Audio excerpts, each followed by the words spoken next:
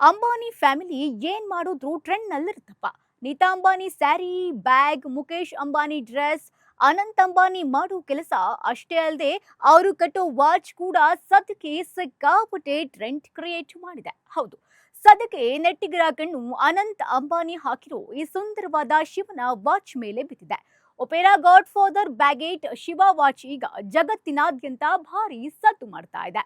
Jacob and company ತಯಾರಿಸಿದ 12 ಕೋಟಿ ರೂಪಾಯಿ ಮೌಲ್ಯದ ಈ ವಾಚ್ 12 ಕ್ಯಾರೆಟ್ ರೋಸ್ ಗೋಲ್ಡ್ ಮತ್ತು ಸಾವಿರಾರು ವಜ್ರಗಳಿಂದ ಕೂಡಿದೆ.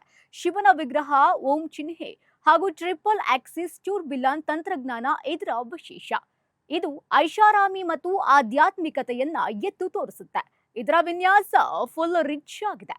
ಜೊತೆಗೆ ಪಳಪಳ ಅಂತ ಹೊಳೆಯಲು ಇದರ ಮೇಲೆ 300ಕ್ಕೂ ಹೆಚ್ಚು ಬ್ಯಾಗೆಟ್ ಕಟ್ ವಜ್ರಗಳನ್ನ ಅಳವಡಿಸಲಾಗಿದ್ದು, ಒಟ್ಟಾರೆಯಾಗಿ 1000ಕ್ಕೂ ಅಧಿಕ ವಜ್ರಗಳನ್ನ ಈ ಒಂದೇ ಒಂದು ವಾಚ್ ಒಳಗೊಂಡಿದೆ. ಮತ್ತೊಂದು ವಿಶೇಷ ಏನಪ್ಪಾ ಅಂದ್ರೆ, ಈ ಶಿವನ ವಿಗ್ರಹದ ಪಕ್ಕದಲ್ಲಿ ಓಂ ಚಿಹ್ನೆಯನ್ನ ಕೆತ್ತಲಾಗಿತ್ತು. ಇದು ಧಾರ್ಮಿಕ ನಂಬಿಕೆಯನ್ನ ಐಷಾರಾಮಿ ಜೀವನಕ್ಕೆ ಬೆಸೆದಂತೆ ಕಾಣಿಸುತ್ತೆ. ಟ್ರಿಪಲ್ ಆಕ್ಸಿಸ್ ಟೂರ್ಬಿಲಾನ್ ತಂತ್ರಜ್ಞಾನವನ್ನ ಒಳಗೊಂಡಿದೆ. ಇದು ಮ್ಯೂಸಿಕಲ್ ವಾಚ್ ಆಗಿರುವುದು ಮತ್ತೊಂದು ಸ್ಪೆಷಾಲಿಟಿ ಅಂತಾನೆ ಹೇಳ್ಬಹುದು.